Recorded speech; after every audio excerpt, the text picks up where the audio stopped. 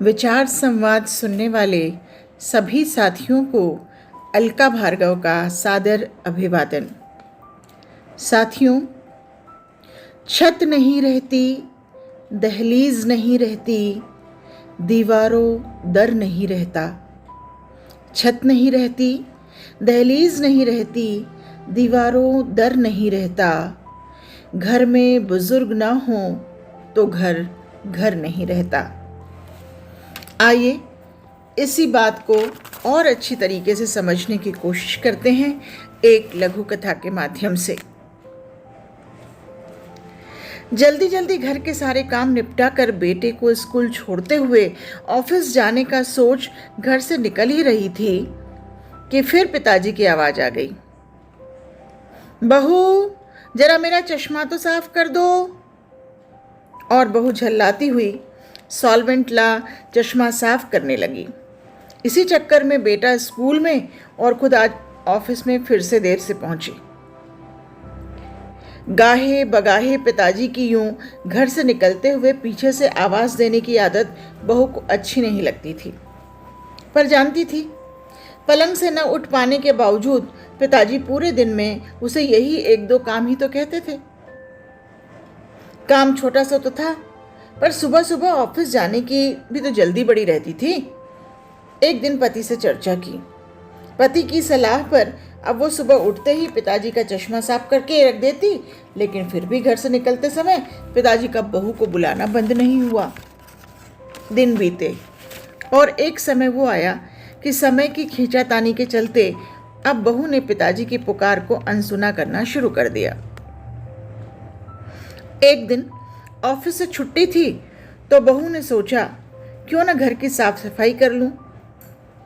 अचानक पलंग के नीचे गिरी पिताजी की डायरी हाथ लग गई। उसे पलंग पर उठाकर रखते हुए उत्सुकता हुई कि देखूं तो पिताजी सारा दिन क्या लिखते रहते हैं। यही सोचकर यूं ही खोल दिया एक पन्ना। उस पन्ने पर लिखा था दिनांक 13/10/2017।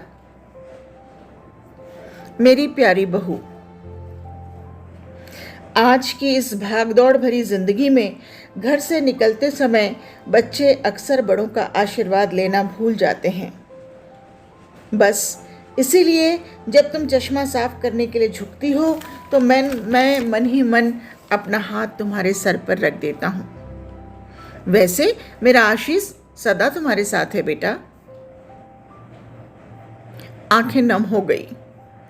बस अगले दिन से ही बहू ससुर का रिश्ता मानो पिता पुत्री के रिश्ते में बदल गया।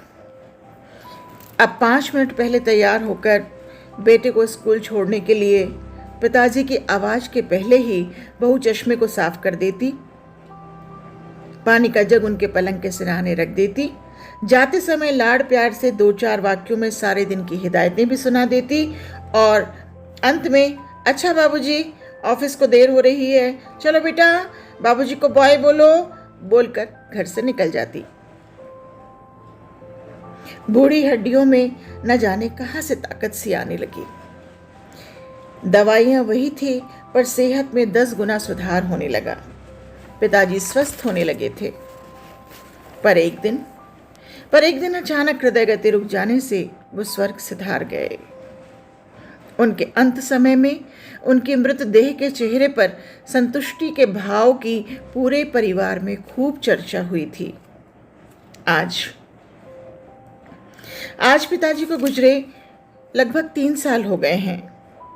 आज भी बहू रोज घर से बाहर निकलते समय पिताजी का चश्मा साफ कर देती है, टेबल पर रख देती है, इस लालच से कि उनके अनदेखे हाथ से मिले आशीष की मेरा जीवन सफल कर सकें। साथियों, माता पिता का अदृश्य आशीष ही ईश्वर की कृपा दृष्टि है।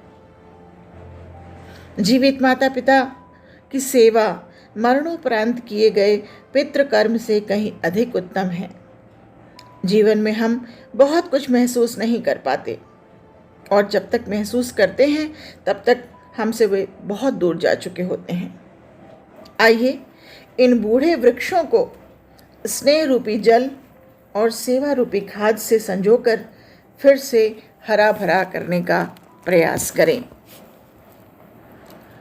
नमस्कार मित्रों, शुभ जीवन, अपना बहुत ध्यान रखें।